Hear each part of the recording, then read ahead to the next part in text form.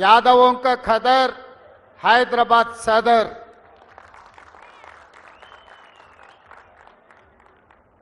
ఈ ప్రాంతంలో ఈనాడు కాదు ఆనాడు యాదవ రాజులు పరిపాలన సాగించినప్పటి నుంచి యాదవుల యొక్క ప్రాధాన్యత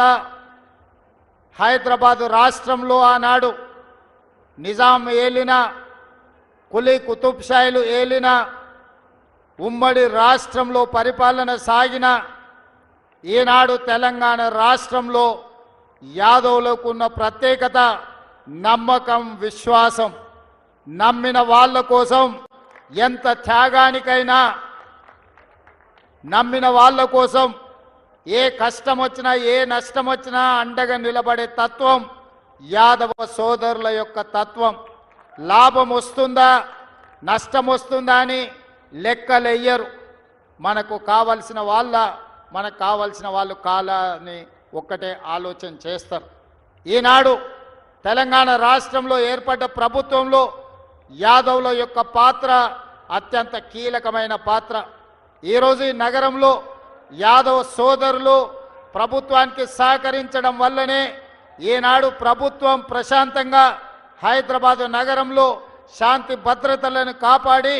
ఈ నగరం ప్రపంచ పెట్టుబడులకు ఒక ఆదర్శ నగరంగా తీర్చిదిద్దడం జరిగింది అందుకే మిత్రులారా మా ప్రభుత్వం ఏర్పడిన ఎంబడే యాదవ్ మిత్రులు వచ్చి అధికారికంగా ఈ పండుగను రాష్ట్ర పండుగగా నిర్వహించాలని మిత్రులు శంకర్ యాదవ్ అంజన్ కుమార్ యాదవ్ ఇతర యాదవ సంఘాల సోదరులందరూ వచ్చి నన్ను అడగడం జరిగింది నాకు ఆశ్చర్యం అనిపించింది తెలంగాణ రాష్ట్రం వచ్చి 10 సంవత్సరాలైనా సదర్ని రాష్ట్ర ఉత్సవంగా ఎందుకు నిర్వహించలేదు నాకు అర్థం కాలే కానీ రాజకీయాలకు వెళ్లకుండా తక్షణమే సదర్ను రాష్ట్ర ఉత్సవంగా ప్రకటించడమే కాదు రాష్ట్ర ప్రభుత్వం తరఫున నిర్వహించడానికి అవసరమైన నిధులను కూడా కేటాయించడం జరిగింది ఈనాడు మిత్రులారా